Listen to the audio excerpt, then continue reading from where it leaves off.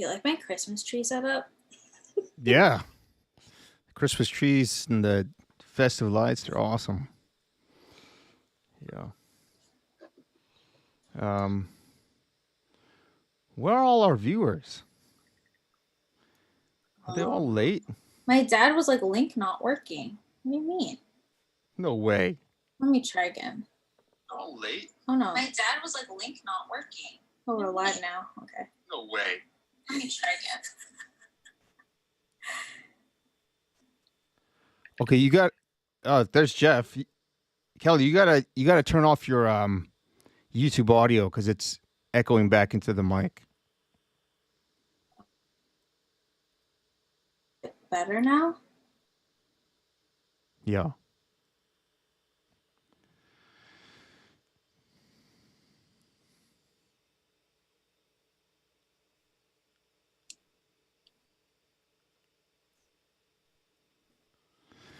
All right. We are live with Ms. Kelly Moon. Mrs. Kelly Moon, rather. Let me be respectful here. Um, we the coincidence in last names is not a coincidence. She happens to be my beloved sister-in-law. Um, she has she's the wife of my youngest brother and has made the quality of my youngest brother that much better. Hi, Kelly. Say hi. Hi everyone. Super happy to be here. Um, Edmund is one of my favorite brother-in-laws. I can't say favorite because the other one is watching right now. Just kidding. Anyway, I'm super excited and honored to be here. Awesome. Yeah. Awesome. So, you getting geared up for the holiday season for Christmas, Kelly? Clearly, with my backdrop, with the tree and the lights, I'm setting the mood. I'm super excited for the holidays. Christmas is always a really great time to spend with family. So Nice. yeah, Tell me about your most memorable time at Christmas, if you have one. memorable time at Christmas. I mean, growing up as a kid, we would often spend a lot of time with my dad's side of the family, and he's the youngest of eight. And so having a really large family gathering, and we always had like our traditional grab bag where there would always be hidden pockets of money. And so it was just like a really hysterical time with family that we didn't always get to see because I have aunts in Hawaii, Minnesota, like all across the country. So it was just really nice to be able to get together. And I think, that's what Christmas is all about, is spending time with family and celebrating love and life, and obviously Jesus Christ's birthday. Awesome. My most memorable time during Christmas was when I was in high school. I I put together this Christmas spy kit. And the Christmas spy kit was a small box that included the following items: um, very very invisible Scotch tape and fresh sets of um, really sharp razor blades. So what I would do is as the gifts piled up under the Christmas tree, I would take my Christmas spy kit after everyone was sleeping. I would go to the Christmas tree, you know, with my usual stealthy self, and I would use the razor blades to cut the tape that was holding the folds of the gifts together, and I would slip the gift out very quietly, see what was wrapped, then push it back in, and then with the very transparent Scotch tape in my Christmas spy kit, I would retape it, making it look like no one had opened the gift. And I think I did that for maybe 5 straight years, where I'd go and find out even before gift opening time what gifts were wrapped, and the the hardest part was not the hardest part was not opening gifts and resealing them. The hardest part was acting surprised on Christmas morning. I was just about to ask you, how did you do with the acting Yeah, portion of this yeah. charade? Eventually, I fessed up because I couldn't do it anymore. The bigger I got, the more noise I made walking around, and That is so funny. so Are your kids watching this right now? Because you just gave them some ideas. um, hopefully not. Although I think they hate. Part of them doesn't like being my children because I sort of know every trick in the book, ways to fool parents, and I tell them whatever you're thinking and whatever trick you have up your sleeve, I've thought of all those things and I've had those tricks up my sleeve already. So don't even think about it. So I parent them by instilling fear. Yeah, That's amazing. yeah. Uh, So tell me your memory of how this track came to be, and let's see how far memories align. sure. Well, I remember very vividly you telling me and Paul that you were working on an album, and then you kind of just nonchalantly were like, "Hey, I think your voice would be really great for sort of like an EDM track." And I was very surprised because you're the only person that's ever said that to me, and I was very honored and flattered that you basically asked me to sing on this track. And so I thought, how fun would that be? I can't remember the last time I collaborated in this way. It's been like decades. So I was super excited to be able to sing on this track and to hear what you were sort of thinking and feeling and what you wanted this track to be. And then to be invited into that amazing studio that you're in right now in your basement at home. I was just completely in awe and totally inspired. But in terms of the track itself, I just remember you giving me the lyrics and me sort of going through it and trying to interpret it in my own way, because I think being able to convey emotion through vocals is really important. Hmm. Um, I felt like this song was really, and I'm gonna have questions for you about this for sure, but I felt like this song was very personal, and maybe even cathartic in some way. Um, and I really enjoyed singing on this track and seeing Hmm. how it has transformed. The do you remember if I had heard you sing at that point when I asked you to collaborate? Yeah. In what context did I hear you sing? I can't remember.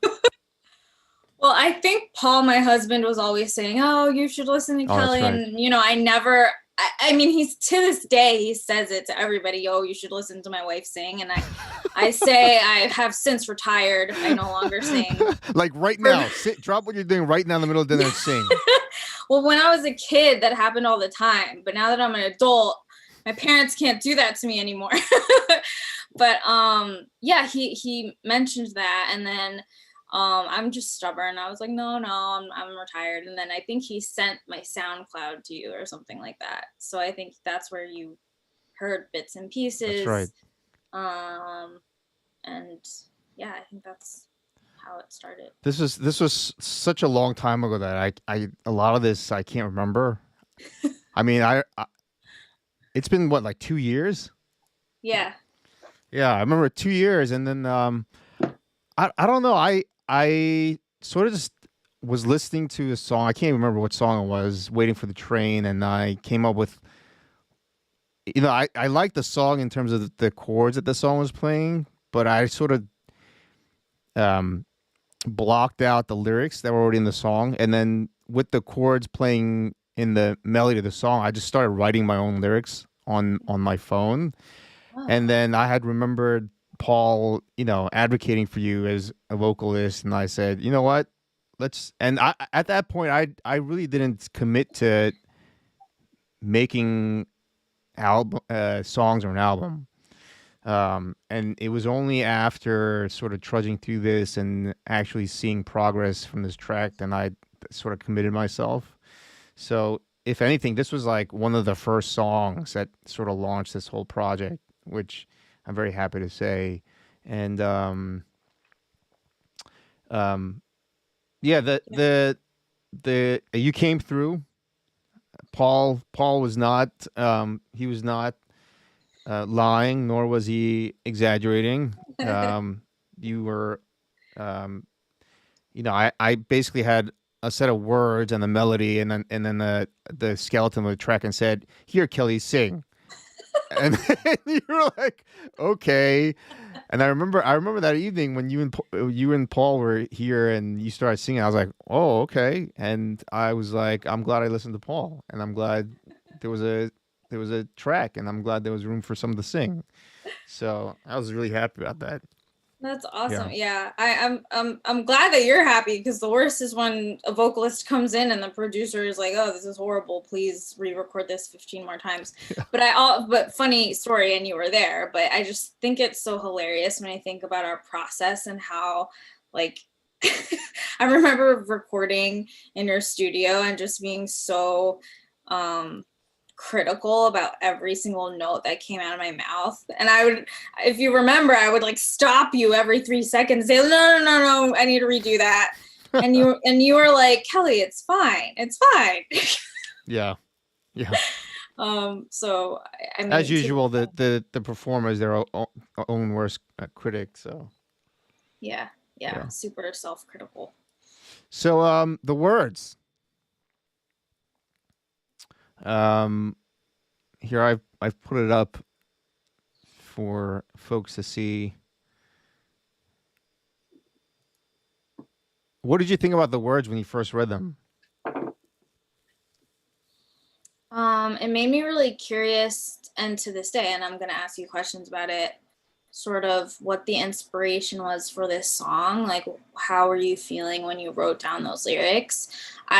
When I decided, when I sang on the track and we were working together on it, I intentionally didn't ask you because I wanted whatever vocals I contributed to come from an authentic place where like I was able to interpret it um, from my own experiences and like pull and draw from my own experiences so that the emotion came through in an authentic way. So when I was looking at the lyrics, well, the title, first of all, Closet Heart, tells me like, this is somebody who maybe is struggling on some level, maybe like emotionally, maybe they're having a hard time opening up um, to themselves, being honest with themselves, maybe opening up to somebody else.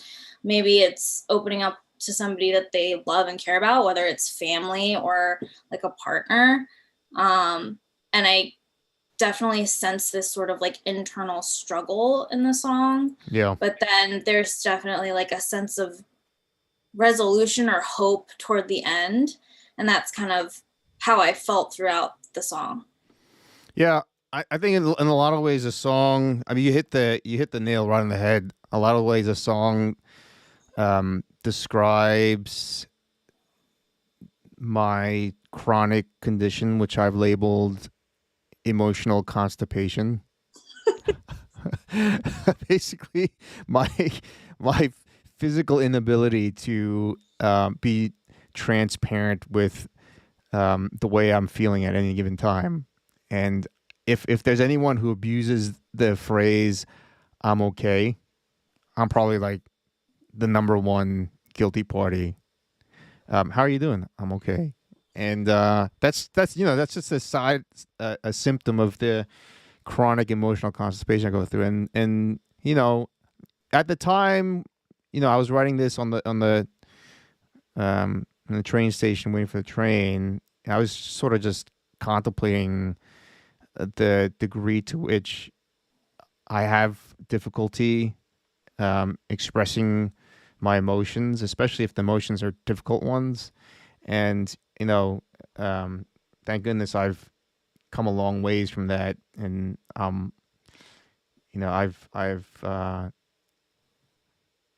I've been put on a consistent regimen of emotional Miralax. Let's put it that way, where I'm less constipated. But Yeah, you know, yeah, especially the difficult emotions and being able to express it, and that's honestly the the thought behind the words in this song is really what launched the whole theme of the album, and and it's actually what triggered my search for the artist's name. The idea that bunnies can't bunnies lack tear glands and can't actually cry, so they're not able to express emotion properly, especially sad emotion. And journey vent is the idea that as we go through this journey of life, we have all these emotions that we don't have time nor the insight or the energy to express properly, and at some point you sort of just vent the emotions. And part of the venting is the music in this the music and the words in this album. And I've invited other people to come in and vent about their own emotions and vent about their own struggles, so I think that's reflected in some of the songs. But I have to say that a lot of those ideas um, launched off of the words and the thoughts I had coming up with the words for this song. So Yeah, and like you said, the song Closet Heart was a work in progress like a long time ago. How long has it been? 2 years? yeah, and I remember since that day, I think on a weekly or biweekly basis, you sort of nudge me and be like, "So, how's that song coming along?" And I'm pretty sure at one point you're in the back, way in the back of your mind, you're like, "Yeah, it's not gonna happen." I Paul and I tag teamed. I said, "Hey, Paul, time to nudge your brother." Yeah, yeah, but it's coming close, and thank you very much for singing and for supporting and contributing in such a significant way. Thank you. This is a um, your whole album is a masterpiece, but I'm Yeah, biased. thanks. I appreciate that. I'm biased, but that doesn't make me wrong. Okay, shall we listen? Yeah, All right, let's let's do listen. it. Let's listen here.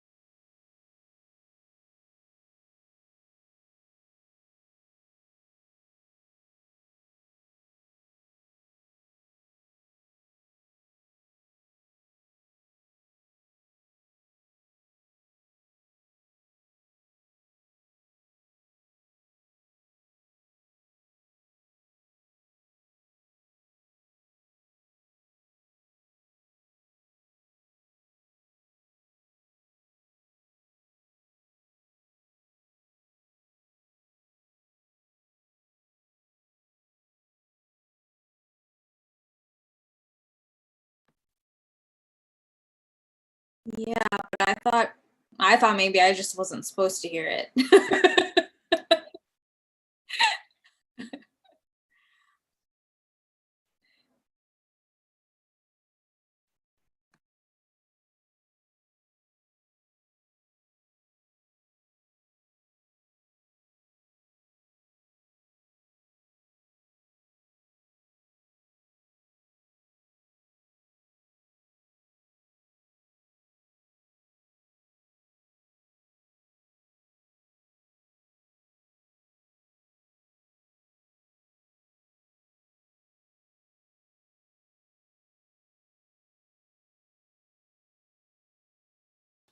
Oh, let's see.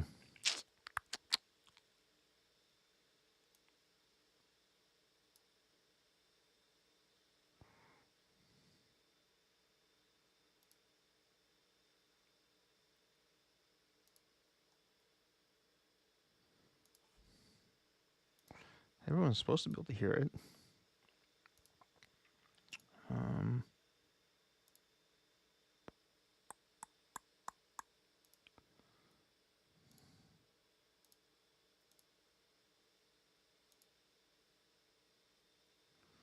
ah,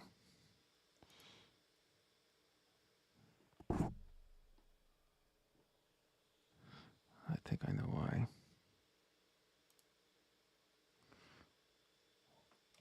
Be right back. 1 sec again.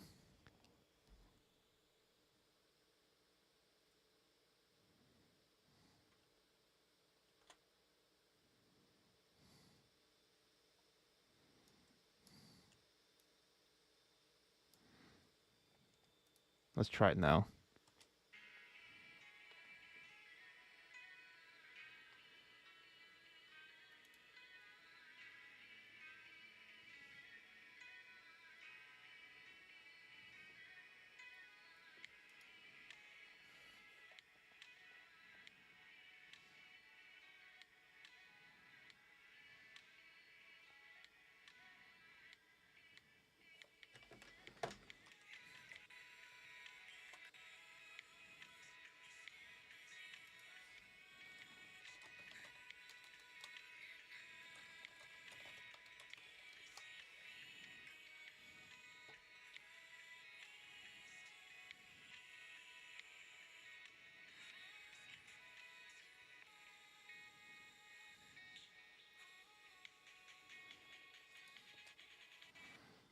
Something's not right.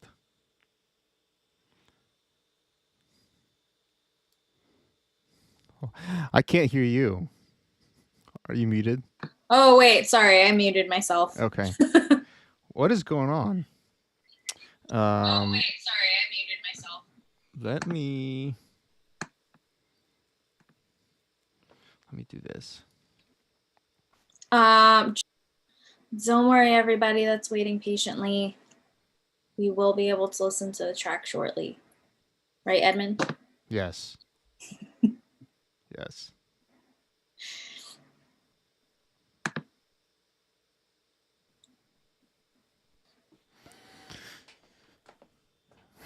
Okay. Let's try this again.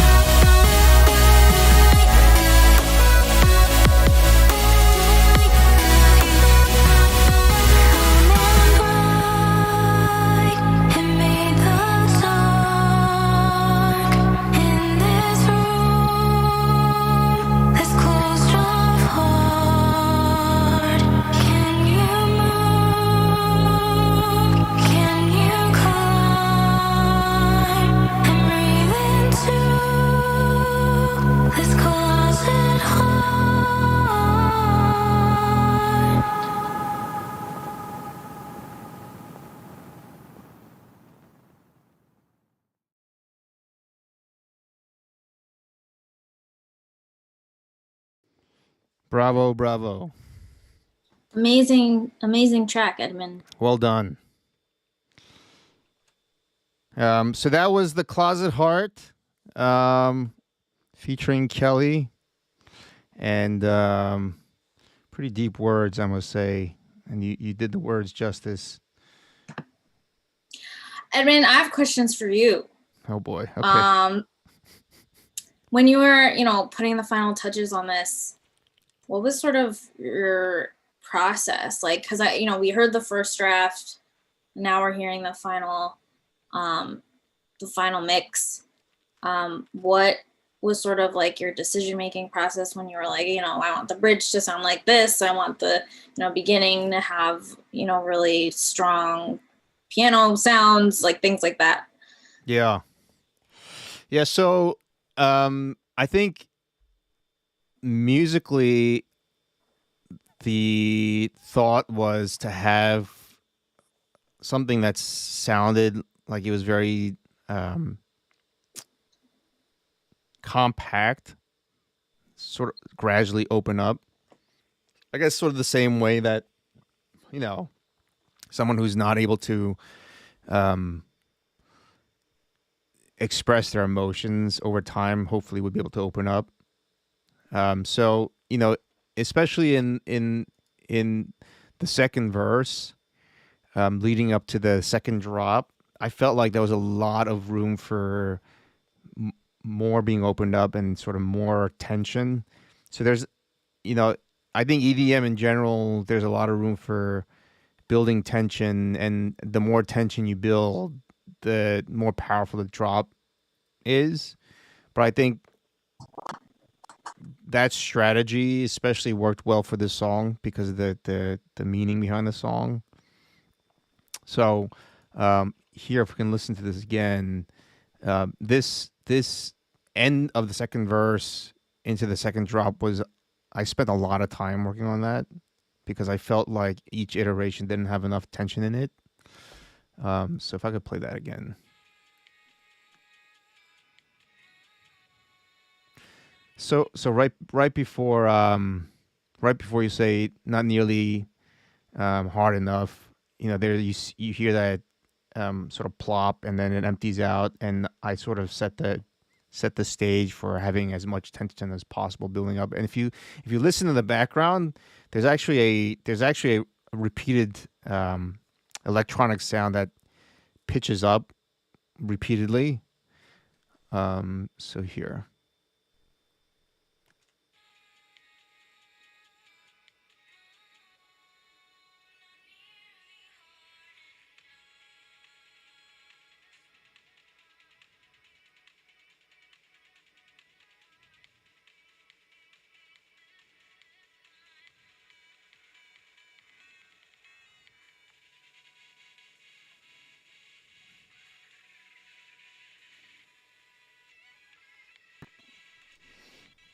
And I Oh, do that. Edmund, I think they're having trouble hearing again.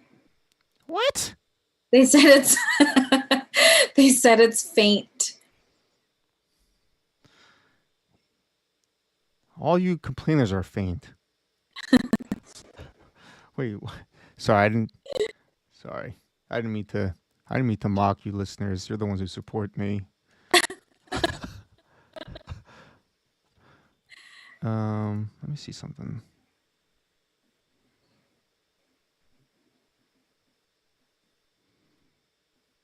Maybe if I do this.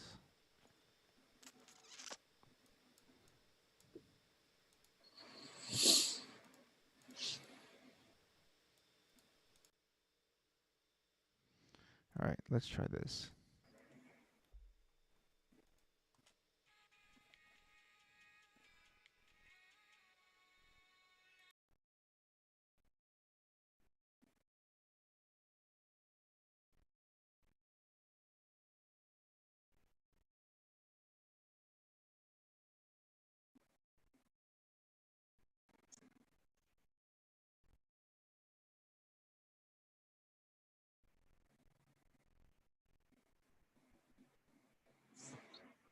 Mm.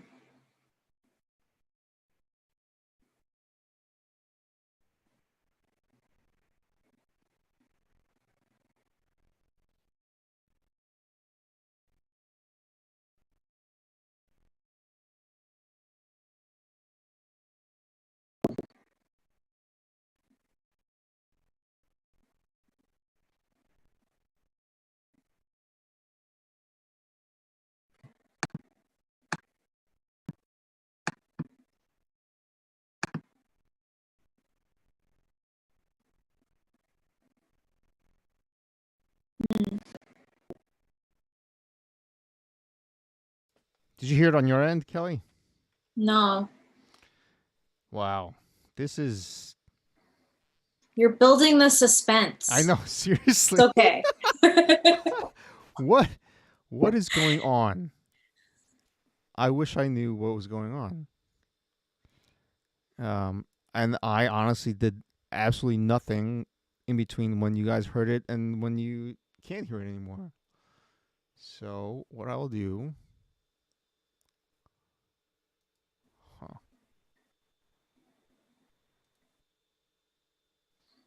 All right. Well, you guys have to take my word for it that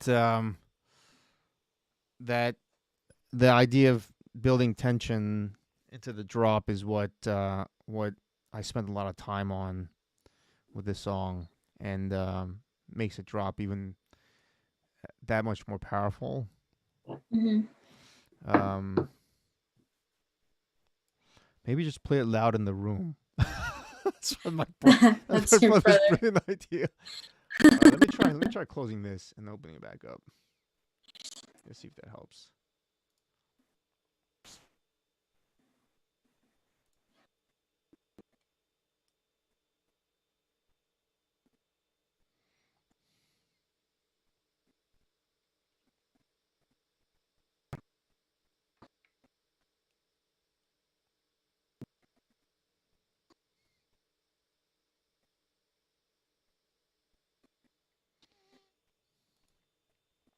All right.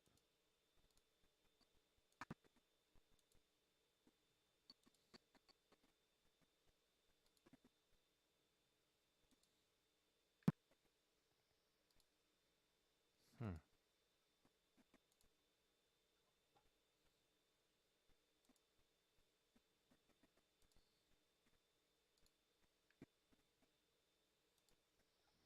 Interesting.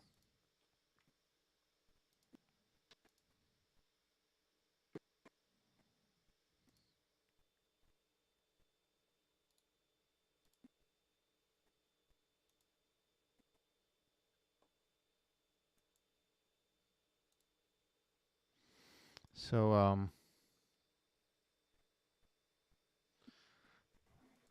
as everyone can tell, very obviously, my computer's acting up this evening.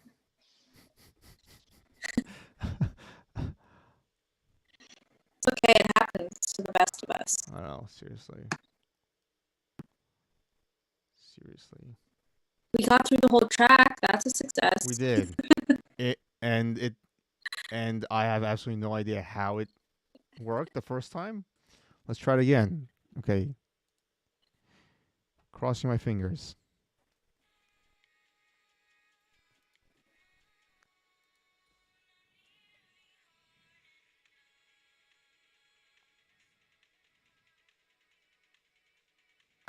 Still faint.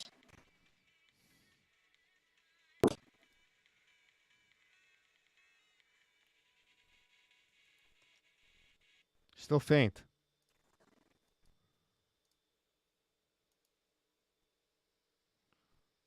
Take this off.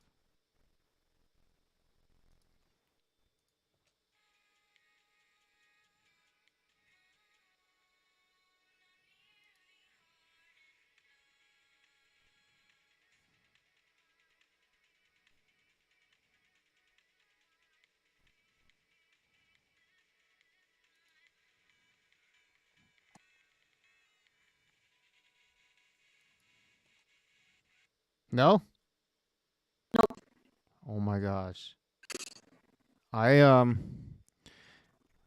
unfortunately I can't pick up my computer and smash it right now because I'm still on stream, and a lot of people would see um an emotionally constipated individual not be emotionally constipated for one split second. I don't understand. I'm sorry, everybody. But you know what? You don't have to wait much longer. January 21st, 2021.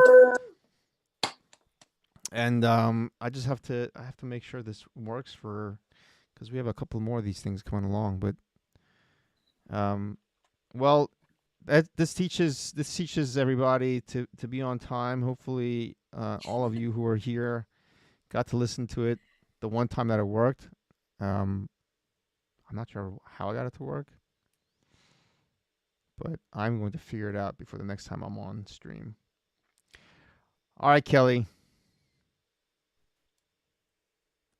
Amazing. Words can't describe my gratitude for you participating and contributing in such a significant way, and um, I hope this is one of the tracks that people fall in love with when the album comes out.